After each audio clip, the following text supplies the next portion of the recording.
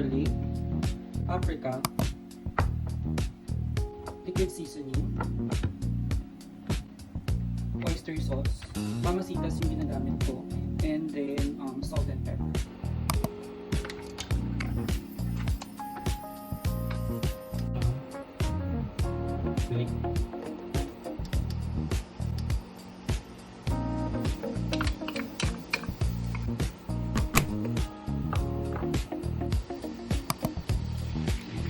Nilagay ko kasi baka sobrang umalat na siya. Kasi lalagay. Okay, so masarap na yan.